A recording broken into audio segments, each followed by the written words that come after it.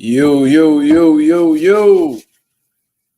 Yo, what's going on, y'all? This is Marcus Rosa, aka Mazuma TV, back at y'all with some more boxing talk, man. With y'all with another live, man. I hope everybody's having a blessed, beautiful, positive, productive day, man. We're gonna let a few more people get in the building, let these notifications get sent out. Because we got some things to discuss in the boxing world right now, man. We're gonna talk about His Excellency Turki Alalshikh revealing big plans for the sport of boxing, along with Ryan Garcia requesting Isaac Pitbull Cruz or Sebastian Fundora as his next fight, man. But shout out to the nation and the mob. We definitely in the building, man. We gonna shout the people out as soon as they come in, man. You know what I'm saying? I hope everybody had a blessed, beautiful night. You know what I'm saying? I can't complain. You know what I mean? I'm feeling extremely blessed. You know what I mean? Just had a great day at the gym, man. Just getting my fighters ready for our amateur show May 10th. If you are in or around the Philadelphia area, man, stop by Pivot Boxing Academy, 2807 North 6th Street, Philadelphia, PA 19133, to check out some of the best talent that's around the area, man. Philadelphia is one of the boxing capitals of not only this country but the world. So you already know that we have some great talent that's on the come up and could be future world champions one day, man. You see what I mean? So if you want to check out the future of boxing, possibly the future of boxing, slide by Pivot Boxing Academy, man. PIVOTTBOXINGACADEMY, man. Pivot Boxing Academy. You feel what I mean? We got some good things going on. But shout out to Stop Motion MMA, the first man to comment in the building. What's going on, man? I can't complain at all. Like I said, I'm feeling extremely blessed. You see what I mean? A little bit tired. I ain't gonna lie to you, man. I played basketball yesterday, so I'm a little bit sore from all them games we was playing and shit like that. You feel what I mean? Yeah. But guy, you petty as hell. Said R.I.P. Devin. It ain't that serious now.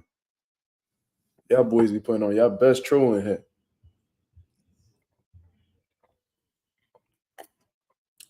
I'm gonna tell y'all something. That be the reason why a lot of these dudes don't be want to take big fights, because they see all the bashing that fighters get when they take their first L and shit, and they don't be wanting no part of that. I guarantee you that's why. They don't want the backlash that come with social media, but you know what I mean? That come with the game, I guess, especially in this era. Shout out to everybody that's in the building, man. Let's hit the like button, man. Let's hit the like button as soon as you come on in. Let's get the algorithm on the up so that people can know that Mazuma TV is live. You feel what I mean? I appreciate it very much, man. Shout out to the nation and the mob for making everything possible. You feel what I mean? Let's get it popping. Let's get them likes up. Let's get them likes up. Feel what I mean? We on the road to 2K, man. We about to hit that 1900 mark. You know what I mean? Any day now. You feel what I mean? Let me see. What was a bigger upset, Haney versus Garcia or Kambosos versus Tio? I'm gonna say Kambosos versus Tio because I don't think Kambosos was as known as Ryan Garcia. Honestly, the only thing that we had really known about Kambosos on the come up really was, him being like a sparring partner of Manny Pacquiao's and him fighting a close fight with Mickey Bay. Besides that, he wasn't really somebody that was like too paid attention to. You feel what I mean? Ryan Garcia, practically everybody knew who he was. You know what I mean? He fought Gervonta Davis up to that point. And, although a lot of people did have Devin Haney as a favorite, we did acknowledge that Ryan Garcia could be dangerous. So, and he had a puncher's chance. And that's exactly what happened.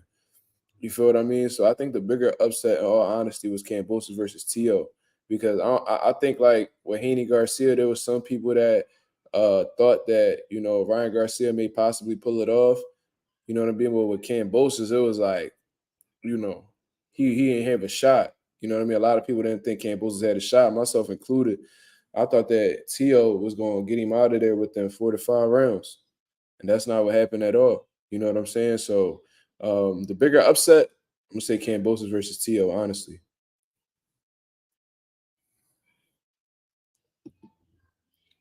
Style Motion MMA said this was the second biggest upset since AJ versus Ruiz won there. I agree. You know what I mean? I would have to look through some of the upsets that have happened recently, but I'm inclined to agree with you, Style Motion. That's a pretty solid argument.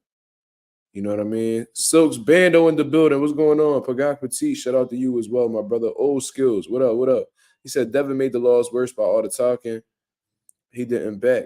Well, I think he attempted to back it. You know what I mean? He said he was going to meet Ryan in the center of the ring, and he did just that, and he paid the price for it. Like I said in my video I put up earlier, man, he went into the fire and got burnt. You see what I mean? There's people that when they step into the fire, they could leave unscathed. You know what I mean, without a scratch on them. And there's people that step into the fire and get cooked. That's just what it is, man. When you're taking them type of chances, that's a strong. It's a likelihood that could happen. You know what I'm saying? I genuinely believe that Devin Haney was trying to go for the knockout, that he was trying to prove something to Ryan, and he fought a fight that really isn't his. You know what I mean? He went against his own recipe for success. That's just my opinion. You feel what I mean? What we've seen Devin Haney throughout the course of his career, with him becoming undisputed and becoming an overall a 2-division world champion. We've seen this man be a master with his jab, controlling the range, you know what I mean, and using his mobility. You know what I mean? Fighting on the back foot. With this fight right here, he didn't do any of that. You feel what I mean?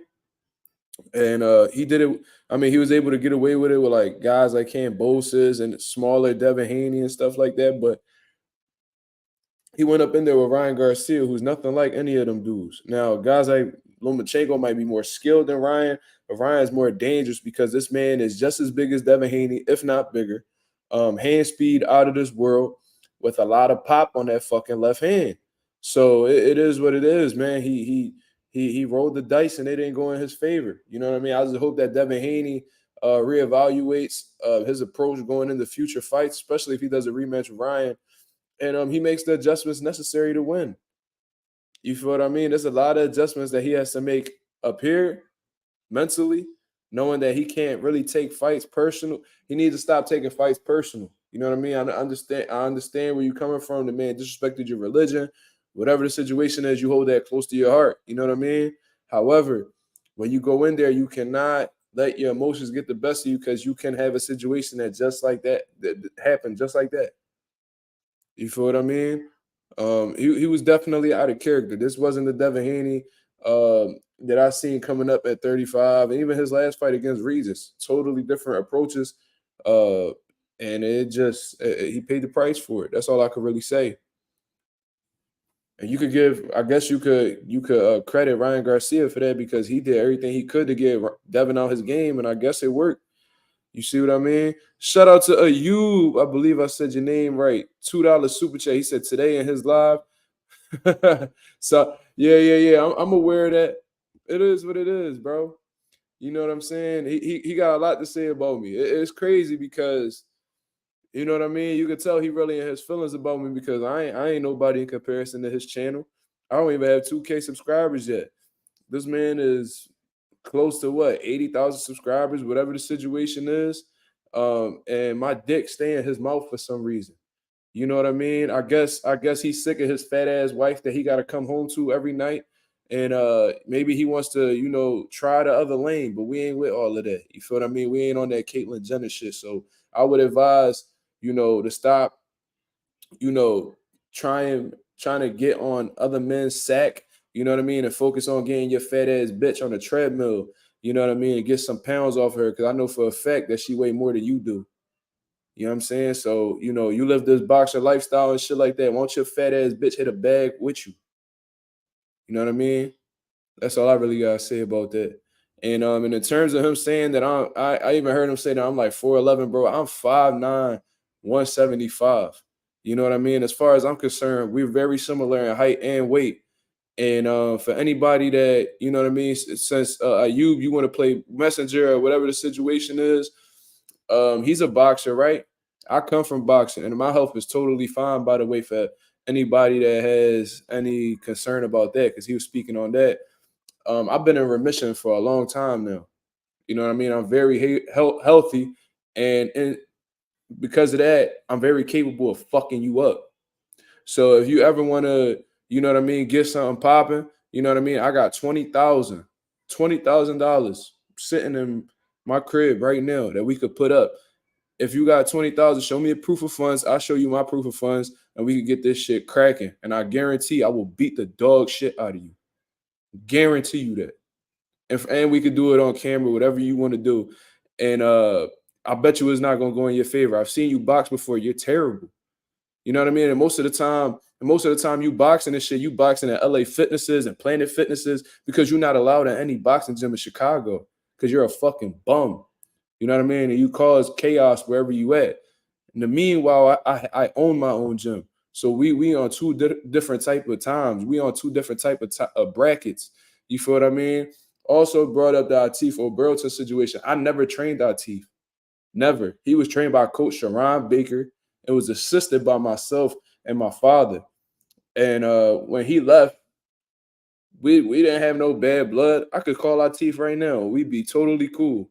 You know what I mean? But when you somebody as ignorant as Southpaw, who pretty much made his life out of, talking shit about other people, causing chaos, and sleeping with a fat bitch in his bed every day, probably breaking the fucking springs under the bed and shit. You know what I mean? You got a different perspective on things. You feel what I mean? So that's just what it is. $20,000 we could put up and we could box. And I guarantee you, I will knock you the fuck out. And if I don't knock you out, bro, on my son, I will beat the dog shit out you. So if you want to make that happen, let's do it. Let's do it. And we could do it on camera. You know what I mean? But I understand that you wouldn't want to take that risk. You always talk about your age and shit like that. And at the end of the day, if you get your ass whooped, that might fuck up your brand on YouTube, might damage your reputation. You know what I'm saying? So you saying I'm 4'11", let's find out. Let's find out who 4'11". You know what I mean? Let's see who gonna say what about who and who gonna do what to who at the end of the day. You feel what I mean? And I do got family in Chicago. I do got family in Chicago. And you felt threatened by that. You feel what I mean? So that lets you know that you a scary ass nigga. Because if I say I got family, if he told me he got family in Philly, I'd be like, all right, so what, nigga? You know what I mean? He's so petrified that, I hit him up privately. He's so concerned with me talking to him privately that he needed to put it out here publicly and shit.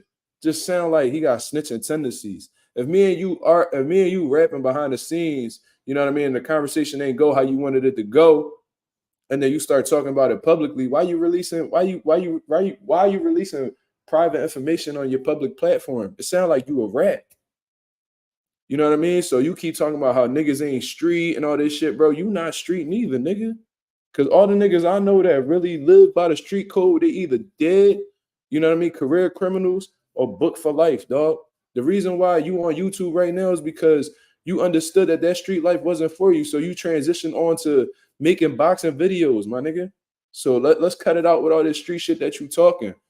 And you was talking crazy about Philly. As far as I'm concerned, you always on Philly dick. Because them niggas in Chicago don't got the boxing scene that we do. You feel what I mean? So, I mean, you lived in Philly. So what the fuck is you even talking about? You lived here for what, 2-3 years? You got so much to say about Philly, but you live here. You talk so much shit about Cali, but you live there. Nigga, ain't you who you surround yourself with? If you call niggas from California soft and you live there, wasn't you a soft nigga then? Like, what is you talking about? This nigga is a clown, bro. That nigga can't have them type of conversations with me because he not smart enough to deal with that.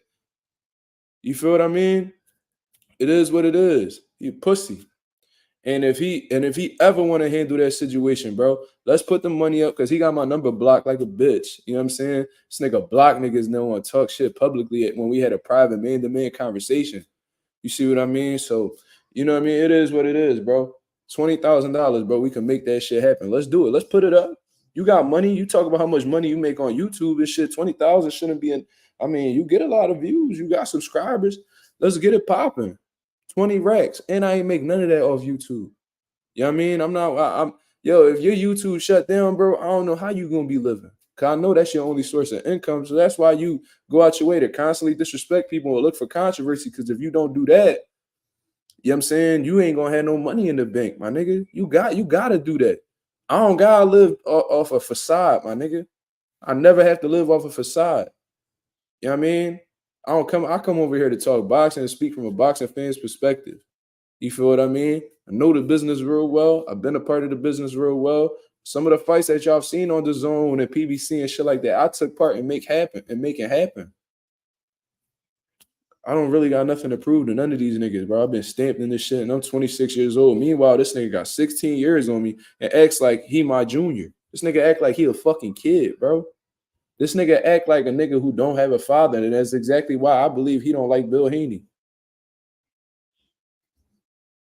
You feel what I mean? He's real triggered by like, you know, niggas who stand on business for some reason. It's probably because that's what you wanted your dad to do, and he wasn't able to.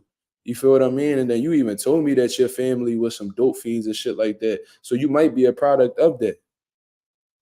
You know what I'm saying? You probably an 80s baby. Yeah, you probably, you know what I mean? You probably is on some, you probably was brought up on some type of drugs, or, you know what I mean? You had some deficiencies growing up and shit like that. Cause it sound like you on some shit. You know what I mean? Niggas who that old typically don't got that type of energy. So it let me know that you got some type of shit going on. You feel what I mean? Sean Edwards, you can say whatever you want about Bill, bro. I honestly don't care to speak on that man, but I'm saying that's probably a good reason why he don't like him. You know what I mean? People typically, based off of psychology, because I was a psychology student for a little bit, people typically dislike people that, you know, mirror their insecurities. You know what I mean? So if you somebody who lack confidence, you might hate on a motherfucker that's confident. You know what I mean? If you grew up with, you know, let's say this. If you have a girlfriend that's a fat bitch, you know what I mean, and it weighs a lot more than you do, you might hate on a nigga who got a girl that's fit in shape, you know what I mean, and look good. That's probably what it is. Then he's speaking on my son, mom as well. Even spoke on my son as if, you know what I mean. I'm never would disrespect his daughter. That's just not what I'm gonna do. I'm not on that type of time. But I will disrespect that fat bitch he had a kid with. You feel what I mean? I'm not here to disrespect the babies. You feel me? So it is what it is. That nigga is a first generation crack baby for sure. If that nigga and he always talk about niggas gotta come to Chicago. If you so hard body, why you don't ever step out your city? Cause you not like that, nigga. You smarter than that, nigga. Fuck is you talking about? And every time I ever see you post a video with your daughter and shit like that, y'all in the crib. So stop it. You ain't coming outside, nigga, because you know you want it out here. And you know that if you get caught in the right place, if you get what he say? I don't know what that means. Texas, what you talking about?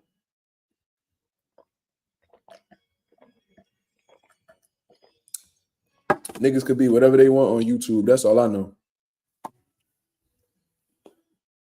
Let that nigga get me in my bag, bro. Let that nigga take that offer and we could really set something up. And it don't gotta be in Chicago or Philly. We can meet you right in the middle, nigga. Wherever you want. Illinois, shit. Shit. If you step the money up a little bit, I might step. If shit, you put 30 on it, which I got that too. You put 30 racks on it, I'll go to Chicago. Armed security. 30 racks, I'll go over there and I'll beat the dog shit out you in your hometown. Promise you that. I seen niggas get off on you in sparring, and these niggas not even boxers. Nigga, I was beating up on pros and I was 18, 19 years old. Niggas that still box pro to this day, I was stopping and sparring when I was 18, 19 with 18-ounce gloves. And I heard about them niggas at Loyal Boys beating the dog shit out you. You know what I'm saying?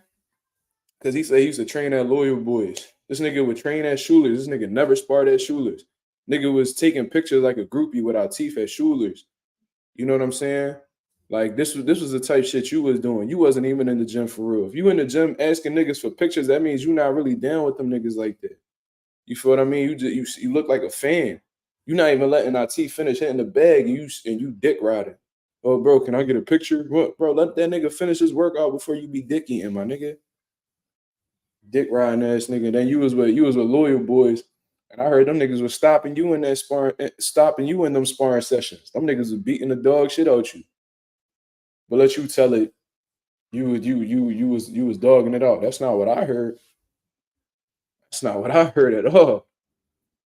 I heard niggas was treating you in that joint, concussing you.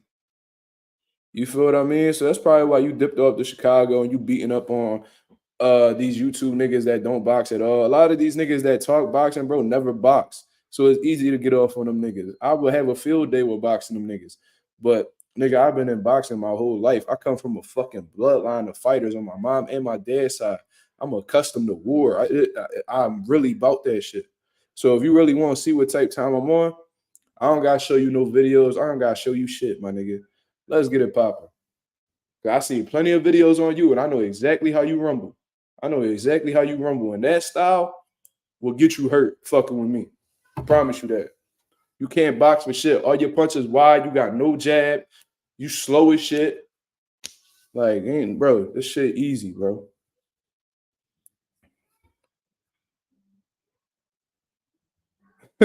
Yeah, I saw that he will open hand smack me. Nigga, the day you do that, nigga, you won't make it out of wherever you at. You ever raise your hand like that, nigga, it's over. You know what I'm saying? So, fuck that nigga, bro. You know what I'm saying? I done gave this nigga, bro, this nigga wouldn't even know how to approach his videos. He would call me and ask me for my perspective on shit. Yo, what's your opinion on this, man? Because I don't really know what to say, man. I've been trying to make this video. And then I give him my opinion. He would say my opinion word for word, and then he would send me bread. Like, bro, this ain't no cap, my nigga. Like, no cap at all. You feel what I mean? And I had wrote him. But look, he blocked me. I wrote, yo, let's see who little and who ain't. 20K, and I'll beat the shit out of you. That was yesterday. You know what I'm saying? Bro, he used to send me money, bro.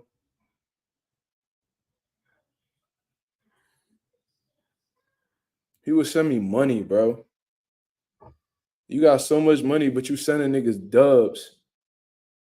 You feel what I mean? And then the last thing he wrote me before I came at him was, you my nigga. Stop it, bro. You slow, nigga. You really don't know nothing about boxing. X this nigga, bro. Whoever end up in his check, cause I know y'all niggas a lot of y'all be going back and forth anyway. It is what it is. Y'all niggas gonna tune into what y'all want to tune into. Tell that nigga to break down a fight between two fighters that's popping right now. Ask him, yo, how do you see, you know, Terrence Crawford and Jerron Ennis? How do you see that fight going? I bet you he will not give you no detailed breakdown on the fight, how it'll go. And that, bro, this nigga, talk about he had amateur fights, bro. I've never seen him in any amateur fights in the area ever. And he lived in Philly for a couple years. What events was he in? He made it seem like he was an open class fighter. What weight class was you in? Like, I never heard of you, bro. So I know you wasn't nobody. You feel me? So it is what it is, bro. But anyway, what was I even saying? I forgot what I was saying. Yeah, just ask that nigga for a detailed breakdown. I bet you he couldn't tell you that.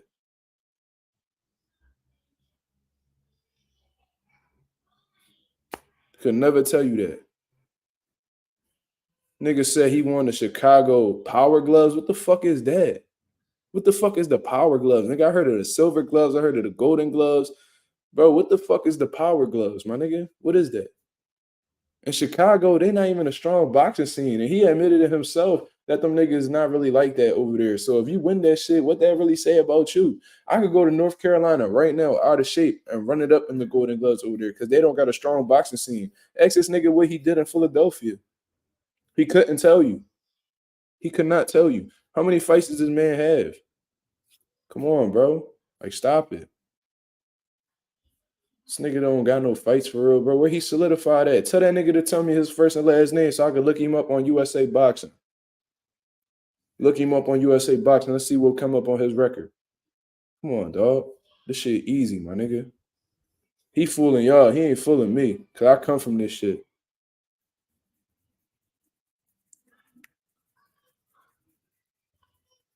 Well, he don't know boxing, bro. This nigga literally makes money off of controversy. And he be fooling y'all thinking that he know boxing because he be beating up some niggas at LA Fitness, bro. Them niggas don't box, bro. Them niggas don't box, bro. Like on some real shit, any educated fighter will go up against them niggas he sparred. Them niggas will not make it out of that gym walking. You feel me? So what is we talking about? His amateur record was 18-6. Okay. Okay. Y'all believe that? This nigga had 24 fights fighting like that. Y'all believe that? The nigga had 24 fights and he fight like that. Y'all believe that? Who he beat 18? Who's the 18 niggas he beat with that style? Like, stop it, bro. Let that nigga come around here so he could be 18-7. Old ass nigga. Who was his trainers? What gym he came out of? Come on, bro. And you was this nigga been living under his wife been taking care of him and shit like that. This nigga a stay-at-home husband, my nigga. Cause I had something merch before and we had to send it to his girl workplace and he don't got a job. So he a stay-at-home dad. You hopping from state to state because that's how your girl had to make money. So she had to move to Philly, work over here for a couple years. Then she moved to Cali for work. Then she moved to Chicago for work. So you just tagging along with your girl, nigga. You was a fucking weird ass nigga, bro. You sound like you the wifey, nigga. And she bigger than you and she way more than you. So shit, that's probably the dynamic in y'all crib. Probably be beating you the fuck up when you be acting up, be punching you out your old ass beanie.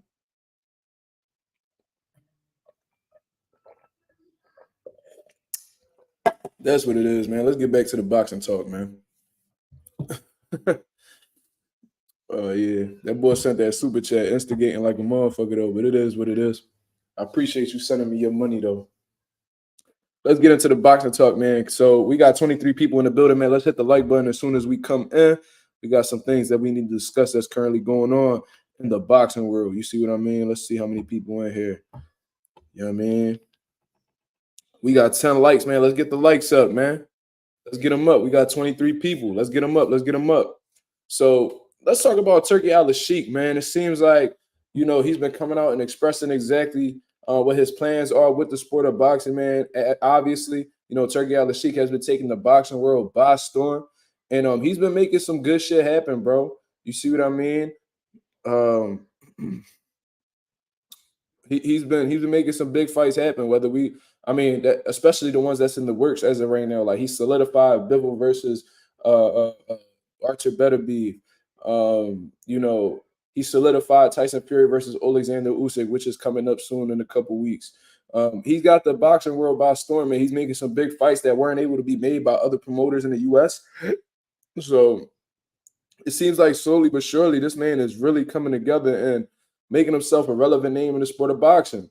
Most recently, I seen this man Turki Alalshikh sit down with people that work with PBC. I believe it was Louis the Cubas Jr.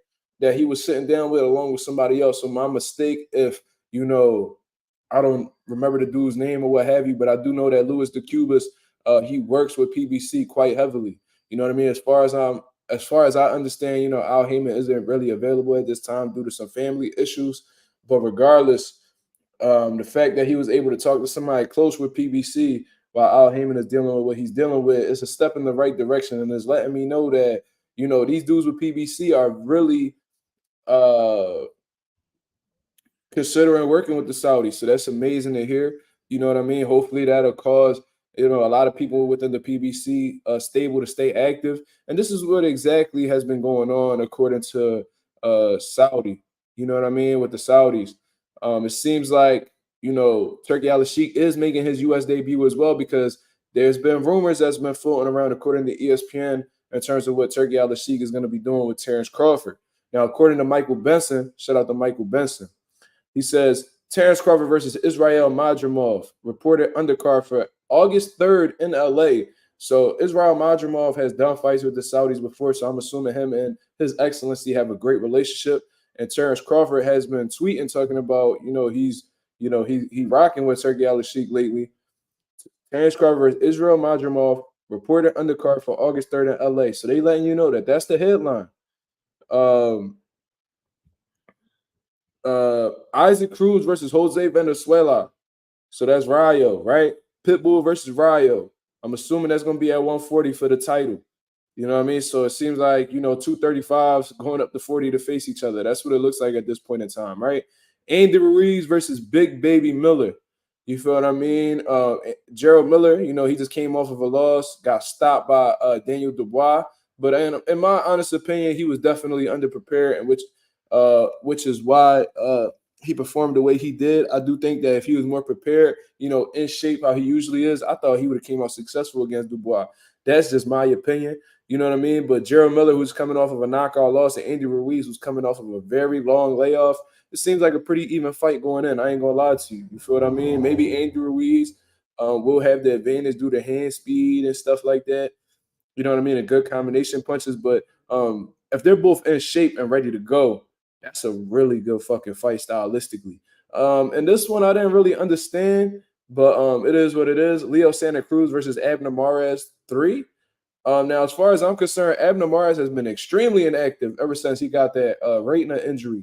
I remember he was supposed to fight Gervonta Davis, caught an eye injury, and then he was just commentating for a long time. And I don't know if he exactly said he was retired or not, but shit, it felt like it. He came back and did a fight, and I think he ended up getting a draw.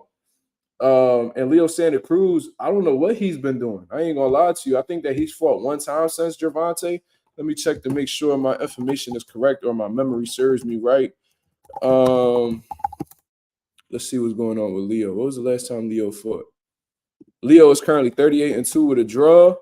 Yeah, he's only fought one time. He fought Carbajal back in 2022, February 5th of 2022. So this man has been off for 2+ years. So maybe this is a tune-up fight for Leo. You know what I'm saying? Malik, I don't know nothing about Leo being retired. I never heard that at all. It just seemed like he'd been sitting on the shelf like a lot of PBC fighters, unfortunately. I think that's what the situation is. And, Abner Mares, he's only fought one time and I don't know how many years. So, both of these guys are inactive. So maybe, just maybe, these are warm-up fights for both guys. I don't understand why this fight has to go a third time, in all honesty, because Leo did beat the man twice as far as I'm concerned. So what's the point of really following through with this? You know what I'm saying? One was a majority decision and one was a unanimous decision.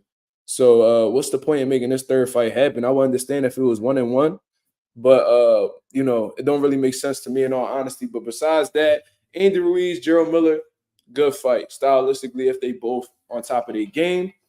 And Isaac Cruz versus Jose Venezuela, it's not the best opponent for Isaac Cruz at this point, but Jose Venezuela is dangerous. He has a lot of crack, and he's coming off of the biggest win of his career with a straight knockout against Chris Colbert. Isaac Cruz coming off of the biggest win of his career as well, getting a stoppage over Rolly Romero.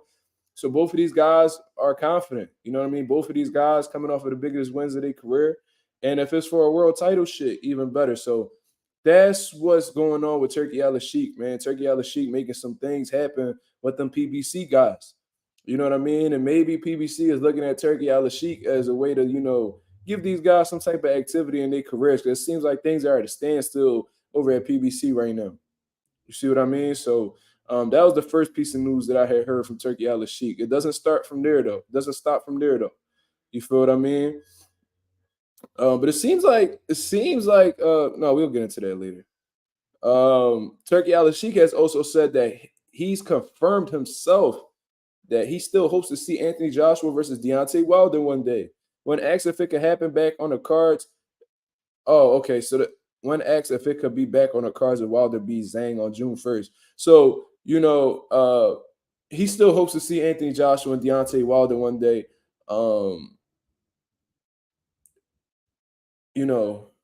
With the idea that he comes out victorious against Zhang, which is definitely possible.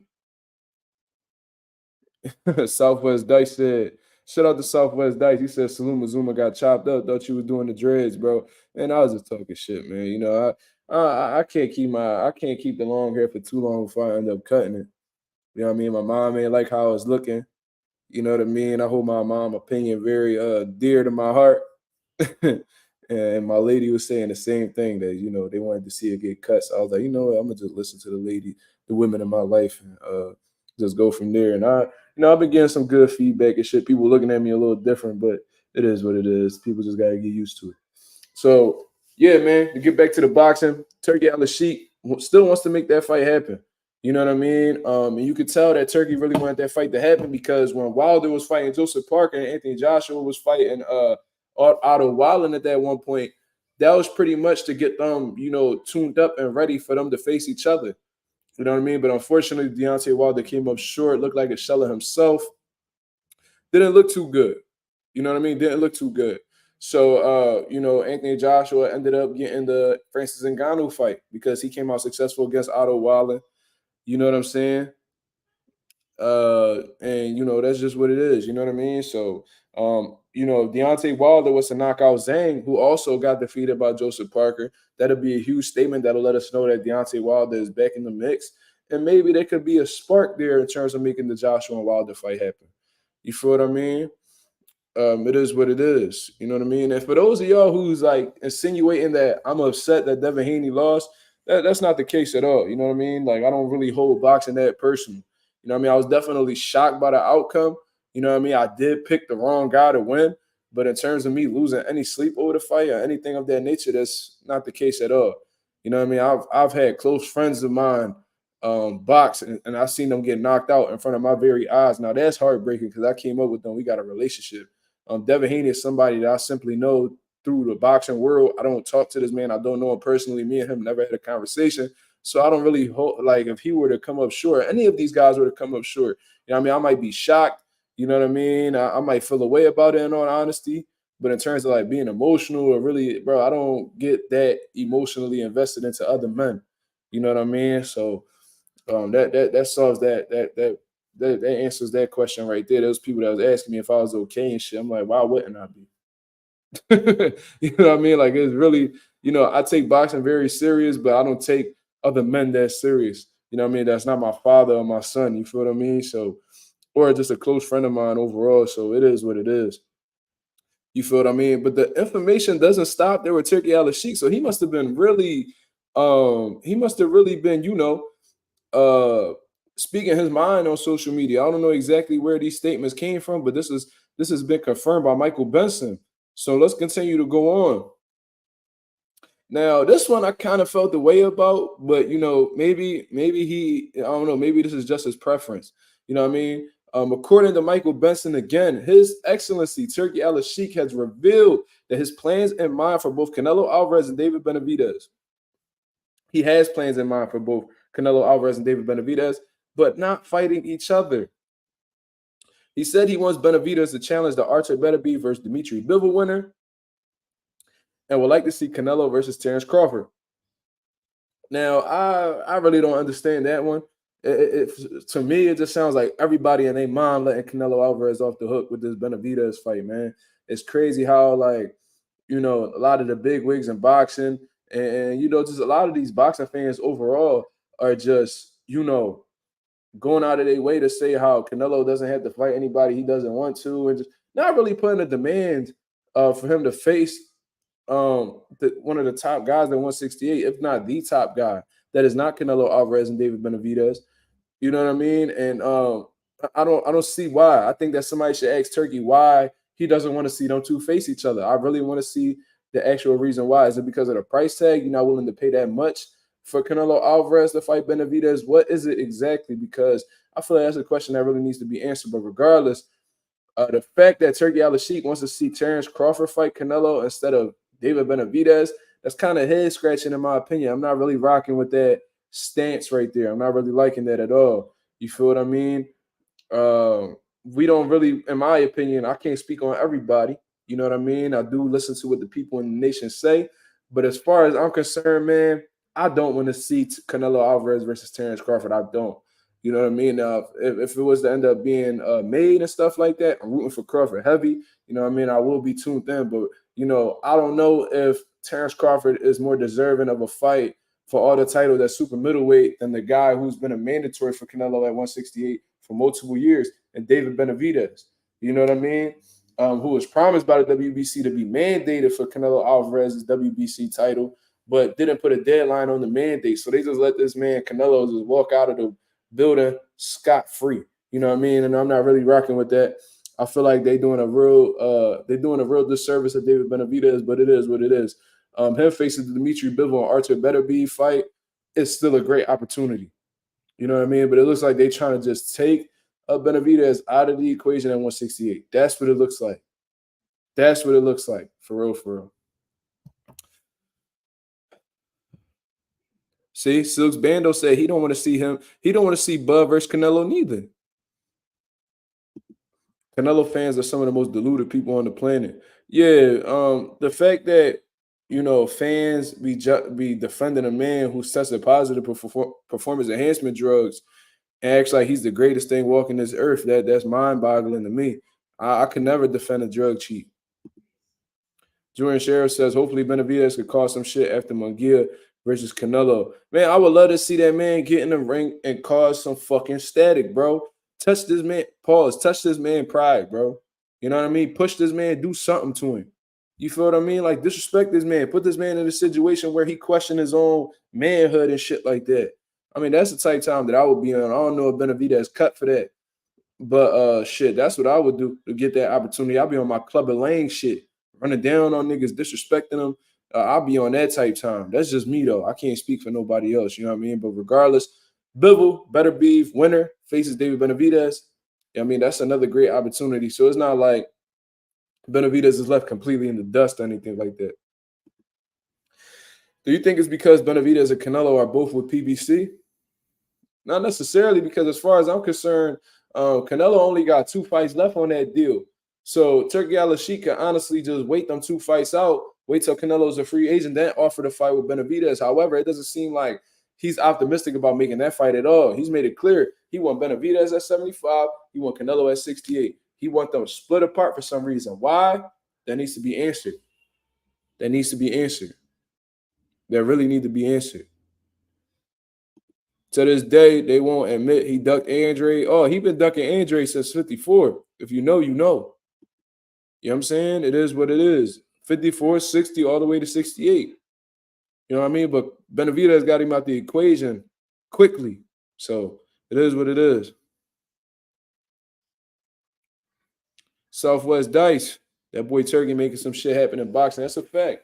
And this might be exactly somebody that we need in order to get the fights that we need to see, and somebody we may need in order to show the people, show the world, show everybody that's outside of boxing how great the sport of boxing could potentially be.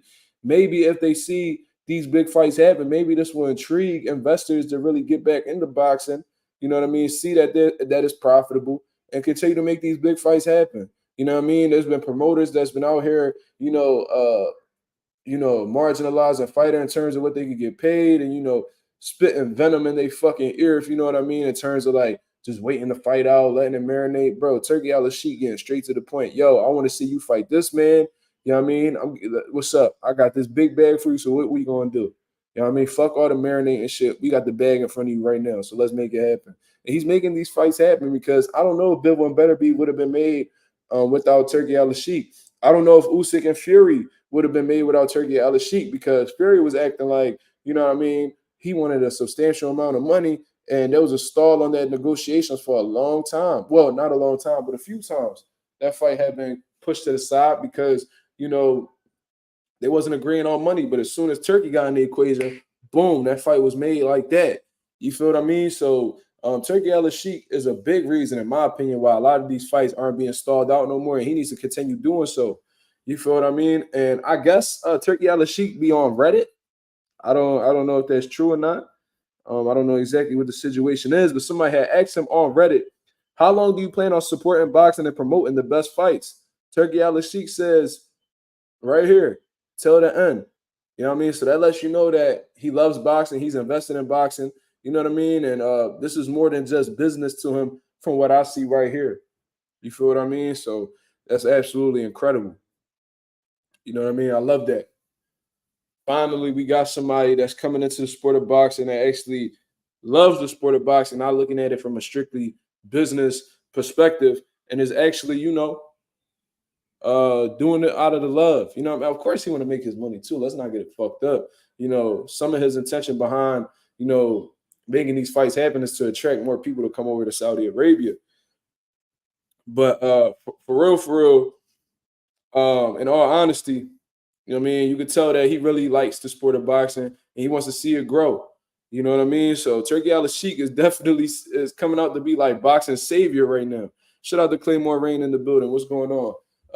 Yeah, SP, he says, shout out to His Excellency. That's a fact. Shout out to His Excellency, man. And I think this was the last statement that Turki Alalshikh said that had made headlines. And it says, His Excellency, Turki Alalshikh has declared that he will try to make Terrence Crawford versus Jerron Boots Ennis this year. Now, I had made a video about that earlier, man. So if y'all didn't see that, please go check it out. I put out 2 videos today. I was speaking about the Devin Haney situation, the psychological warfare that ultimately caused Devin Haney. Then I also made a video talking about, Turki Alalshikh declaring that he was going to try to make this fight with Boots and Bud. You know what I mean? So go check that out if you want to hear my opinion on it. But just to give you the sneak peek on what I was talking about in that video, I was pretty much saying how this was exactly why. This situation right here is exactly why I said that Boots signing with Matchroom Boxing was the best choice that he can make at this point in time. Why do I say that? The second reason in that video that I had put out a little while back, the second reason was because Eddie Hearn has a direct pipeline, direct line to Turki Alalshikh. You feel what I mean? And with him having a good relationship with Turki Alalshikh, that could put him in a situation to get some big, meaningful fights happening because Turki Alalshikh has the money necessary to get these guys to consider facing Jerron Ennis. You feel what I mean? So, when I did that interview with Bomac, you know what I mean? I don't know if I had asked him or he had brought it up. I forgot what the situation was, but I brought up the possibility of Bud fighting Jerron Ennis. And at the time, no Diddy Silks. Now I said, Bomac had said at the time that that's not a fight that they was considering because Boots don't really bring nothing to the table. And when they say that, they're not talking about his skill set. They're not talking about the IBF title, but they're talking about the bag. And at that point in time, Cameron Duncan, was, not doing so well health-wise. He ended up passing away. RIP to Cameron Duncan. And, PBC wasn't, they didn't have any rights to Boots. He wasn't signed with them. So they didn't really feel like, they didn't really want to put up too much money to assist them in getting these fights because they didn't know whether he was going to stay with PBC or dip off. So they wasn't too fully invested in him, and they didn't want to give up the fighters that they had to pretty much sacrifice them to make Boots bigger. They don't want to make somebody bigger if they don't got no business attached to them. You know what I mean? So maybe at that point in time, Bomac was right. But now, it seems like Jerron Ennis is in an extremely lucrative situation. And he could definitely get some big fights happening now that he's with Eddie Hearn. Eddie Hearn keeps his fighters active, and he keeps them paid pretty well.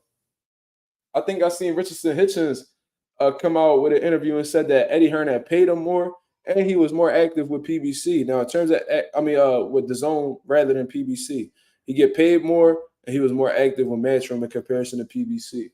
You know what I'm saying? So maybe that'll be a similar case for Jerron Ennis, honestly. You know what I mean? But Jerron Ennis made it clear that, he got a lot of love for PBC and what they've done for him and shit like that. So he didn't burn that bridge, which is a great thing because you never know when. I think eventually, whether he's at 47 or 54, he's going to have to get in touch. He's going to have to get in touch with PBC in order to make some fights happen. You know what I'm saying? Silks Bando says, earn with Hearn. Yeah, I heard that before. You know what I mean? I actually heard about some journeymen that had fought on DAZN and Matchroom cards, and they spoke about how they got paid pretty handsomely for being the B side. You know what I mean?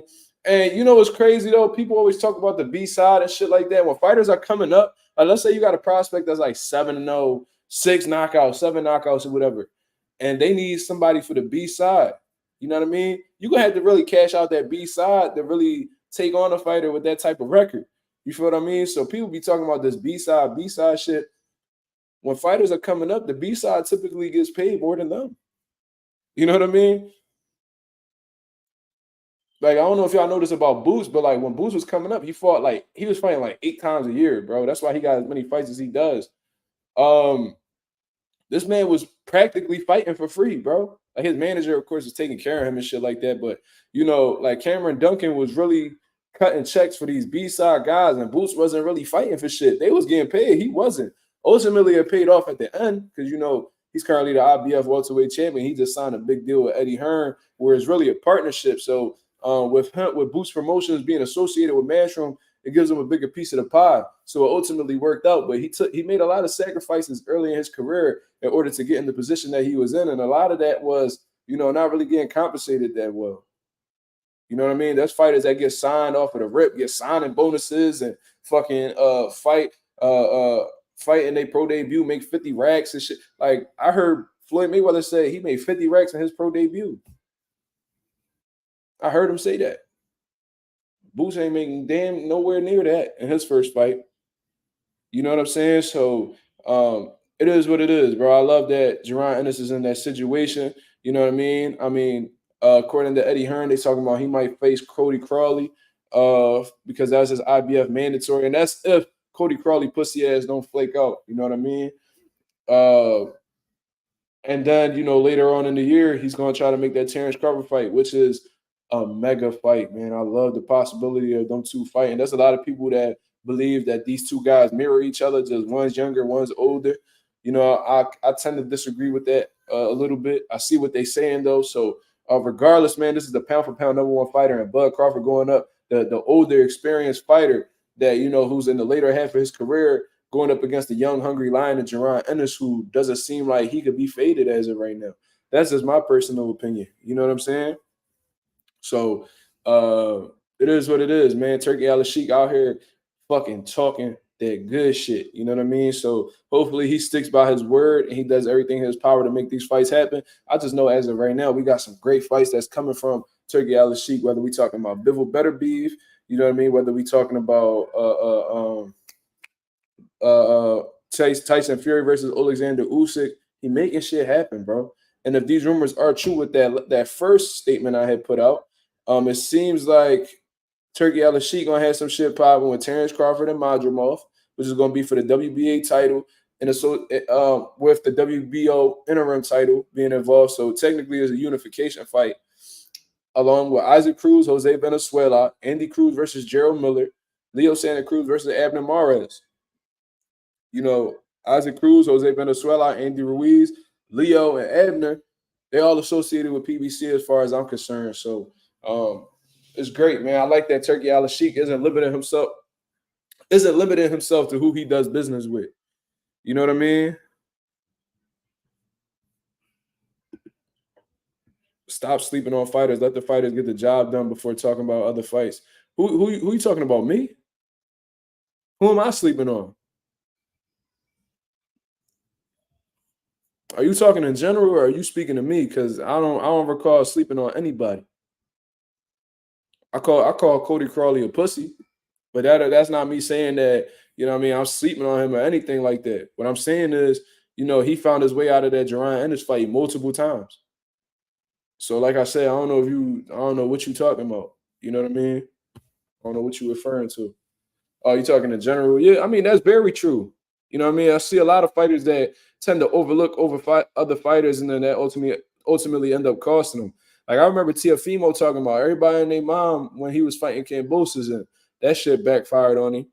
You know what I mean? I heard Devin Haney talking about, becoming undisputed and doing all these other fights, you know what I mean, while he was about to fight Ryan Garcia, and that cost him. Motherfuckers got to go back to the drawing board. You know what I mean? So you definitely right. But guy, you definitely right, my guy. Yeah, you for sure.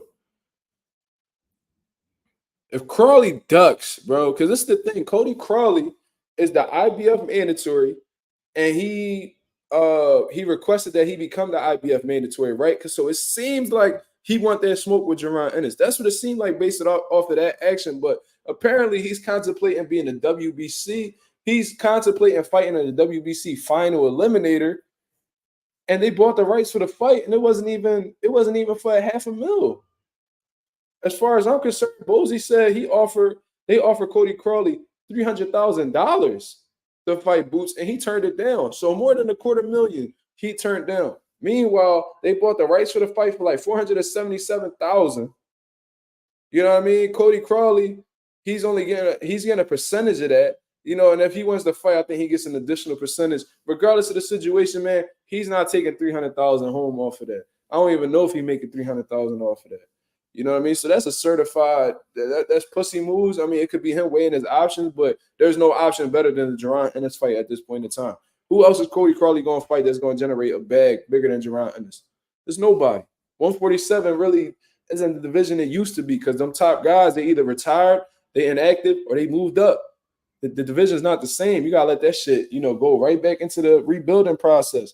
You got to wait for these 140s to come up, or you got to wait for these prospects to hit that contender or champion stage. It is what it is. You know what I mean? Yeah. Yeah, yeah, exactly. With that French dude. I mean, like you gonna fight a French dude we never fucking heard of when you could fight Jerron Ennis. You know what I mean? Even if you let's say you get sparked by Jerron Ennis, you get your ass whooped by Jerron Ennis. It's still gonna put you in position to get other opportunities. Shit, you might walk into a Conor Ben fight after that. You know, Conor Ben trying to he trying to add some turkeys to his resume and shit like that. He might want to fight you. You know what I mean? You know, he looking for easy licks. He keep talking about fighting niggas that's in smaller divisions than him and shit like that. So and you seen when he try to fight bigger dudes that he get insecure and start trying to cheat. So you know, he looking for a little lick. Shit. Yeah, that might put you in position to fight Conor Ben and get you another check. So you know, ain't nothing wrong with fighting Jerron Ennis, man. Let's get it. Let's get it. You feel me? So that's what Turkey Alalshikh been talking out here in these streets, man. I love it. You know what I mean? I hope he sticks by his word. Hopefully he stays in boxing for a very long time to come.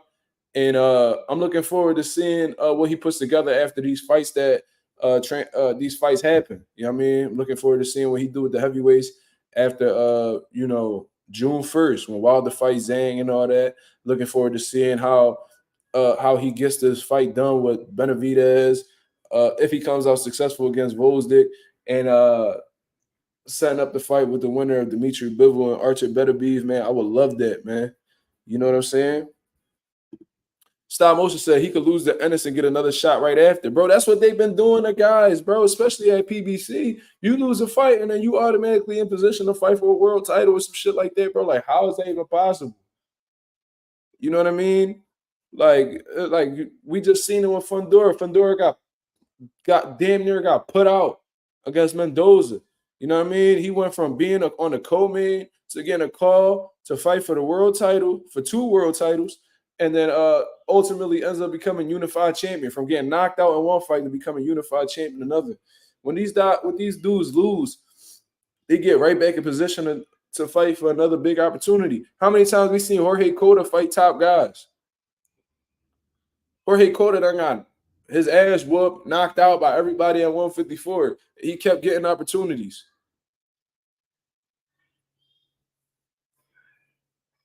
Nah, as far as I'm concerned, Devin Haney still got the title. I would have thought that the belt was vacant. You know what I mean? I swore I had seen that situation before where like, but I think the title would have been vacant if Devin Haney missed weight because he made weight and Ryan didn't.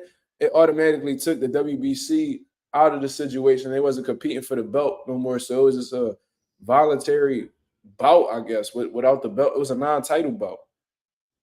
You know what I'm saying?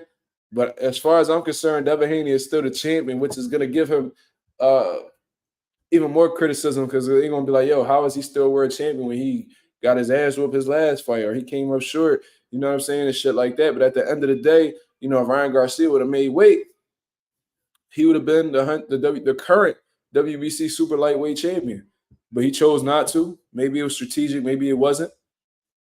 Uh, and it is what it is, bro. Devin Haney is still the WBC world champion from what I understand. Shout out to Jordan Sheriff in the building. What's going on, man? He said, where does Devin go next after Saturday? I mean, obviously he still got that. I don't know exactly how this goes on from now, but you know, Sandor Martin is still is mandatory. You know what I mean? So he's gonna have to fight Sandor Martin unless he vacates and he moves up.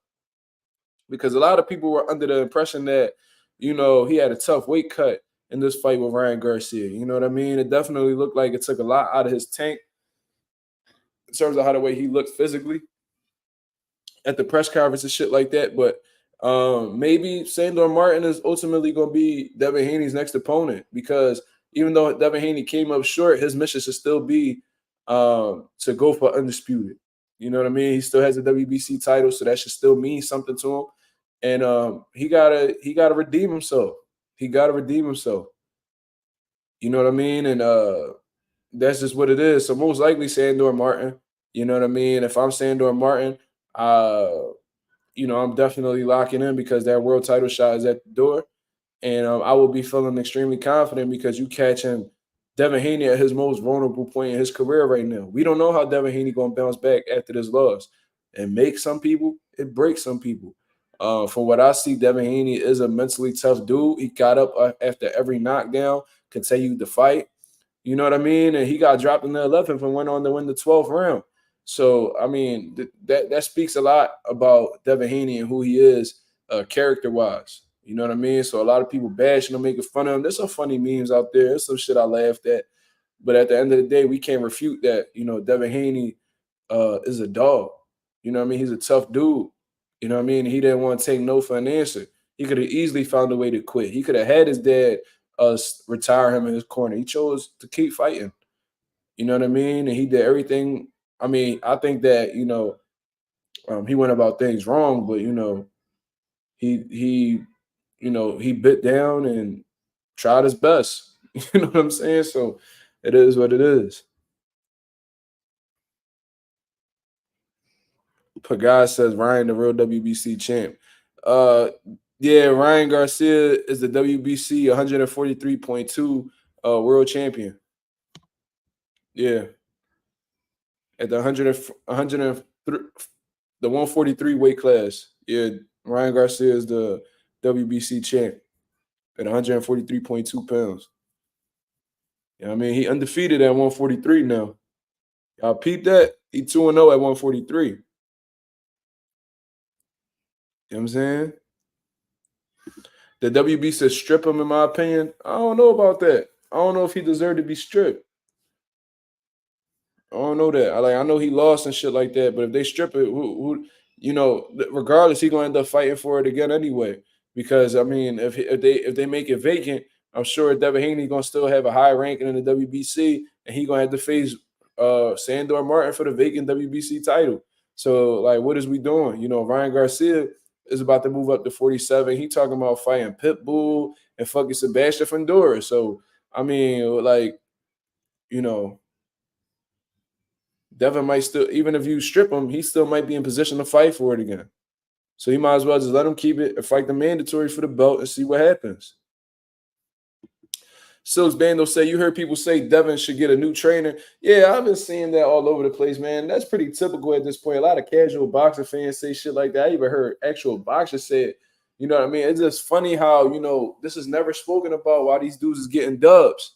You know what I mean? When Devin when he became undisputed and, he just dominated Regis Prograis, nobody ever said that Bill Haney needed to be removed from his corner. There was people that was actually saying that Devin looked phenomenal in these last bouts, but he has one bad performance, definitely wasn't his night, and all of a sudden he needs to rearrange his whole camp. You know what I mean? I think that's disgusting in all honesty. You know what I mean? I never seen Bill Haney train a fighter or anything like that, but what they doing is working, obviously. You know what I mean? If that was the case, Canelo Alvarez lost multiple fights. He lost 2 fights. Why didn't he got dominated by Dimitri Bivol? Why nobody said that he need to leave Eddie Reynoso? Why is that not the case? There's gonna be fighters that we see right now that are not gonna retire undefeated. Does that mean that they need to get rid of their trainer and stuff like that? Absolutely not. Now I do think there's people that can be added to Devin Haney's camp. You know what I'm saying? Said Ben Davison is Devin trainer. Bill don't know shit. I mean, I see Bill in the gym with him all the time. I don't really ever see Ben Davison there. It seems like Ben Davison got his own shit going on in the UK. But I do know that they have a good relationship, and maybe he be giving Bill Haney some game and shit, but that don't necessarily mean he training him. They probably just got a good friendship where he help out here and there.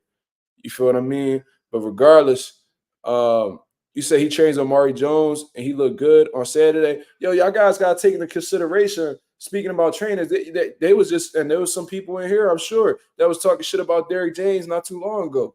You know what I'm saying? They was talking shit about him when Jermell got smoked by Canelo and when Earl got smoked by Bud.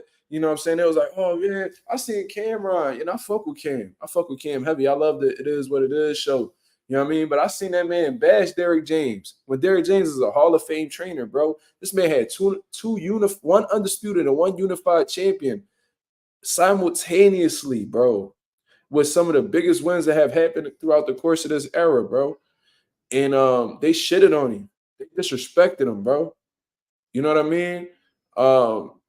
And now that Derrick James got a big win over Devin Haney, now they back on the Derrick James bandwagon, talking about how he's the coach of the year and shit like that, bro. You cannot make this shit up, man. You know what I mean? Like people flip floppy, bro. So let's say Bill Haney and Devin Haney, they go take on Teofimo Lopez after this, and they dominate Teofimo. Maybe, let's say hypothetically speaking, that happens. You already know what they're gonna say. Oh, Devin Haney is back. Oh, Bill Haney, Bill Haney's a fucking mastermind, man. He's a genius. How did they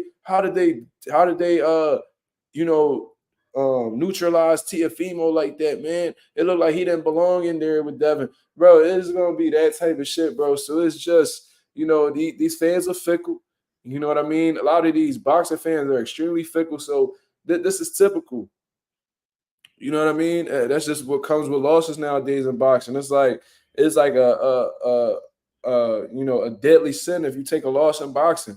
Because if you lose in boxing now, you know what I mean, you ain't shit, you overrated, you know what I mean, your trainers ain't shit, your preparation wasn't nothing, you were never that good in the first place. And bro, Bill Haney and Devin Haney are a winning team, bro. They're a winning team. They came up short on Saturday, but overall, as a whole, they're a winning team. What they do works. Despite the loss, Devin Haney is still the top guy at 140. Could beat a majority of these dudes.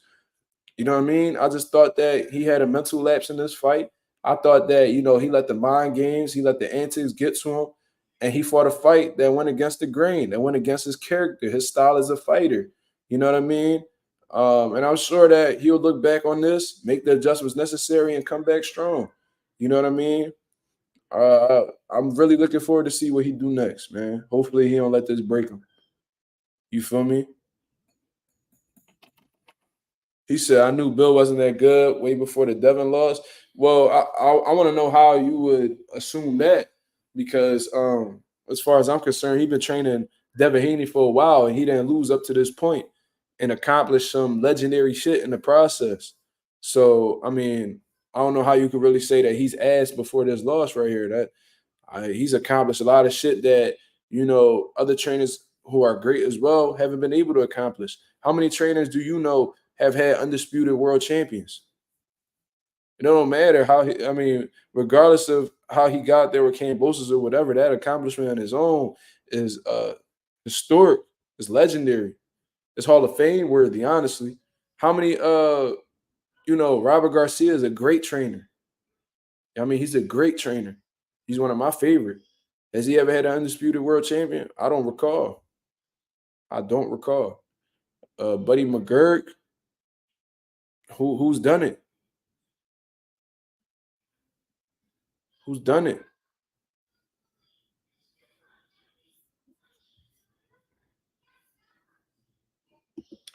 Christian Cruz said fight should have been stopped at round 11. I mean, I definitely think there was spots where, it wasn't looking too good and shit like that. But you know, it is what it is, bro. That's Harvey Doc. That's Harvey Doc right there. You know what I mean? Because nobody can stop the fight except the ref. Only the referee can stop the fight. So I mean, Devin Haney not gonna quit. You feel me? I mean, his dad could have easily stopped the fight, but maybe he felt like his son was all right. So who's ultimately left at fault at the end of the day for not stopping the fight? That's Harvey Doc, sir. When they read them instructions, one of the first things they say is only the referee could stop the fight. That's a fact. So we're gonna be doing a finger pointing as to why this person didn't get, why they didn't stop the fight and shit like that. That's the ref fault. People only want to be loyal when things are sweet, have to keep that same energy even during the hardships. Also, that's a fact, but a lot of people lack that capability, Jordan. A lot of people lack that capability. That's very hard to come across. You know what I mean? And I seen this. Let me show y'all this right here, man. Because I seen this I reposted it on my story on Instagram. For those who follow me, I probably already seen it.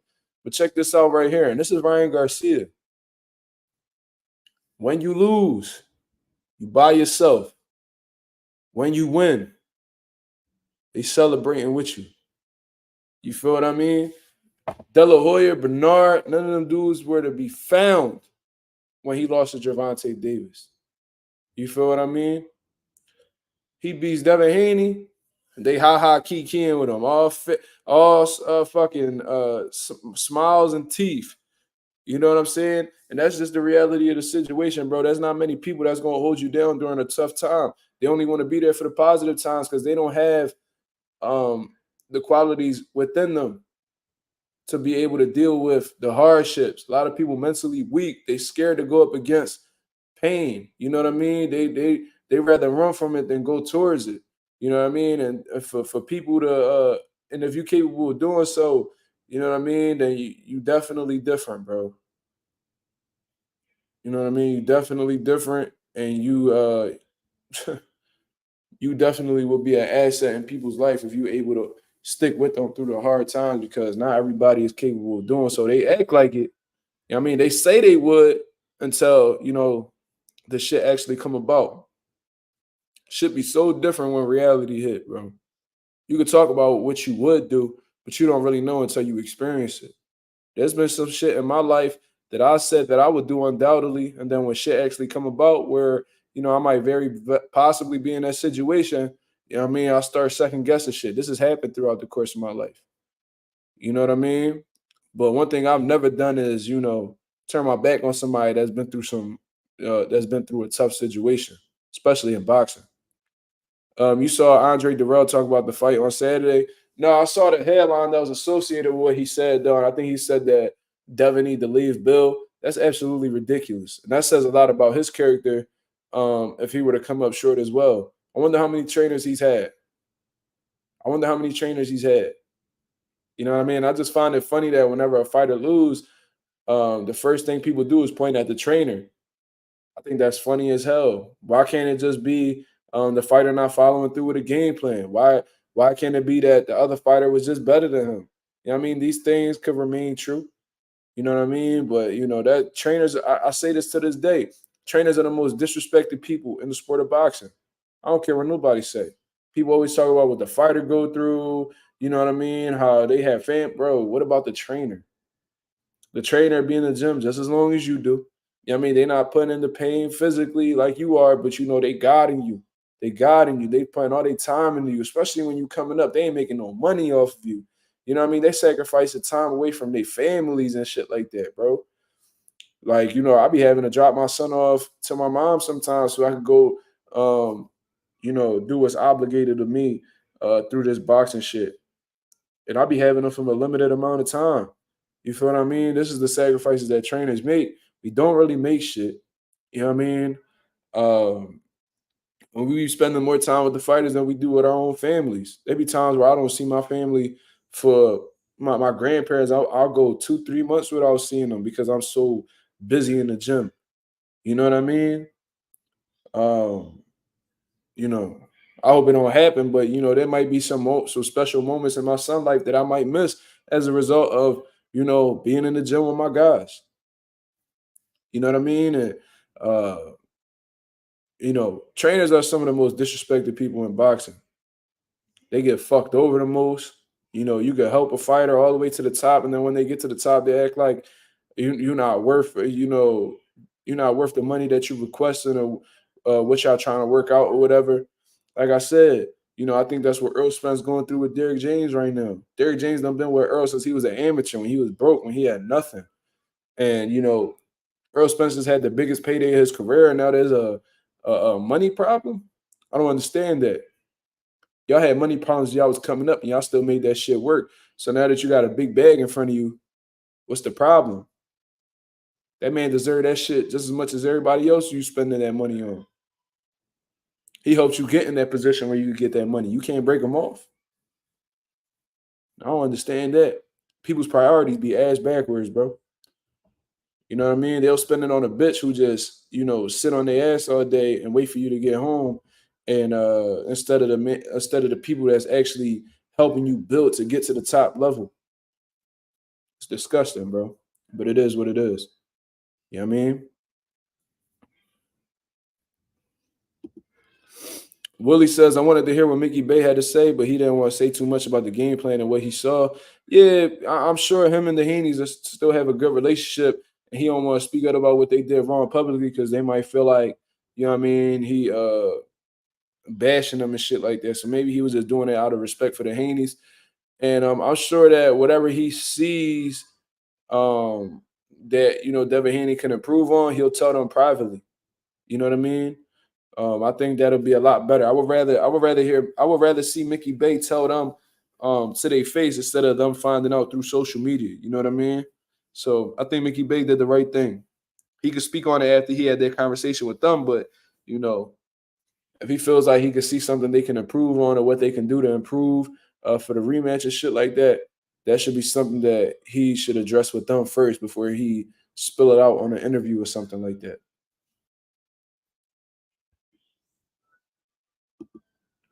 Remember, Ryan said one fight with him was worth more than a lot of fights with Earl. Bro, and this is the reality of the situation, bro. I don't know if y'all run your own business, but me, having my own business for a long time, I've made more money off of strangers. Listen to what I'm saying, bro. I have made thousands on top of thousands of dollars off of strangers than I ever had with people that I grew up with or family. Some reason, strangers believe in your vision more, they believe in your work more, and they rarely ever try to negotiate prices with you. You know what I mean? Ryan Garcia came into Derrick James' life as a stranger. And if what he said is true, that just holds my point to be valid, bro. And it's that this stranger right here has compensated you more than Earl Spence ever has, while Earl Spence has grown to be somebody who's, I'm sure, looked at as a family member amongst Derrick James and his family. You know what I mean? You cannot spend that much time together and y'all don't develop a friendship outside of boxing. You feel what I mean? So, that's the reality, bro. It's sad. It's an unfortunate truth, bro. These strangers will support you a lot more than a friend or a family member ever would. There ain't no shade towards my family or nothing like that, but I haven't seen many of my family members ever stop by my gym to get a one-on-one session. You know what I mean? Sign up for a membership. My uncle got my little cousin signed up.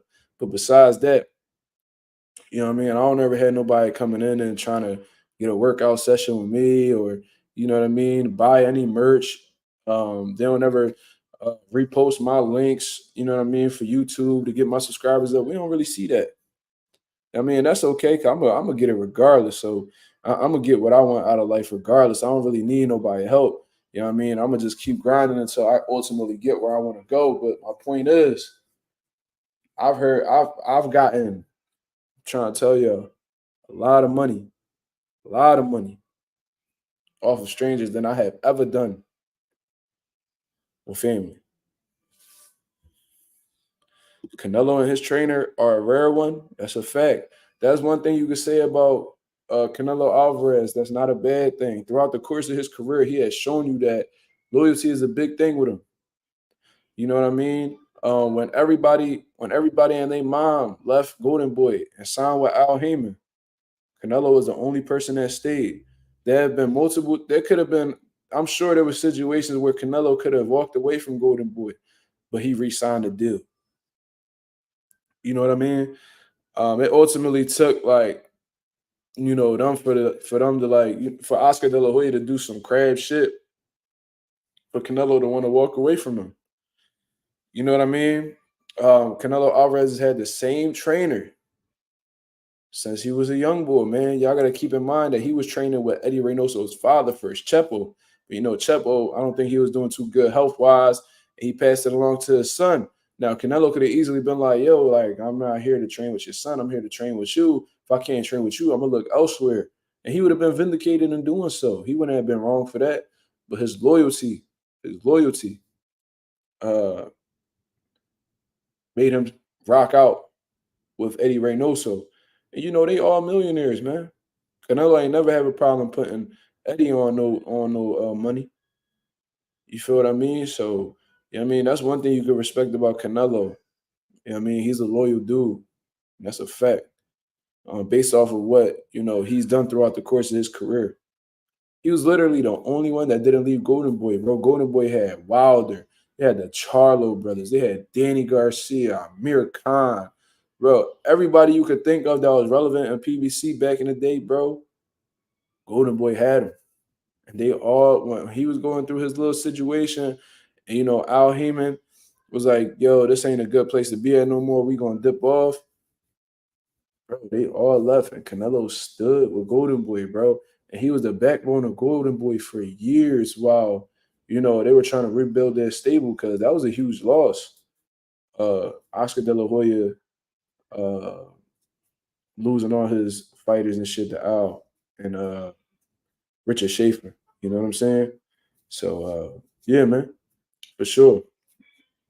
But the other headline I wanted to get into real quick, I don't want to talk about it, honestly. I might remove it from the title, but Ryan Garcia was talking about how he either wants Pitbull Cruz next or Sebastian Fundora. Now, I find that funny as hell because these dudes are polar opposites from each other.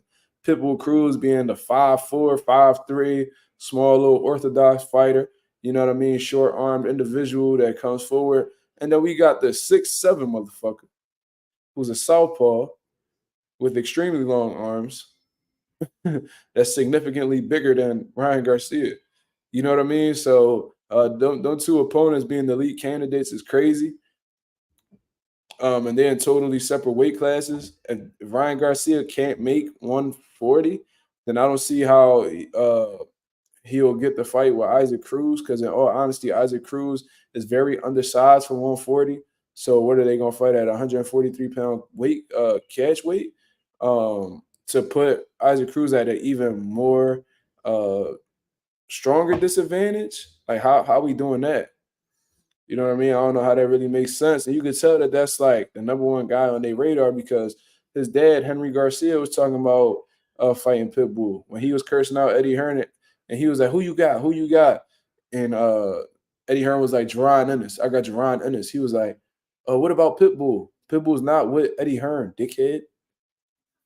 You know what I'm saying? So you could tell that's just somebody they've been strongly contemplating fighting. Ryan Garcia has had words for Pitbull Cruz in the past, and it just seems like that's a fight that he wants. And I understand why. You know what I mean? He's a come forward fighter, aggressive and shit like that, and that could really play into Ryan Garcia's hands and shit like that. He may feel like he can knock Isaac Cruz out.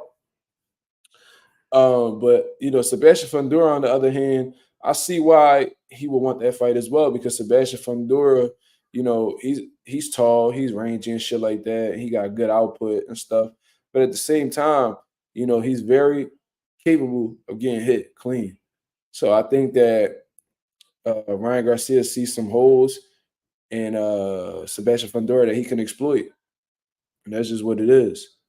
You feel what I mean? So I understand why he wouldn't mind facing either one of them because they're both capable of being knocked out by him.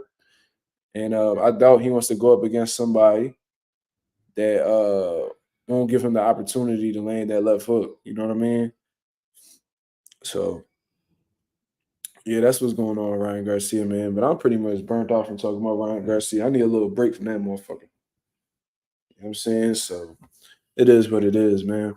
But I've been on for an hour and 23 minutes, man. I think it's time to wrap it up, man. I'm extremely tired, if y'all can't tell.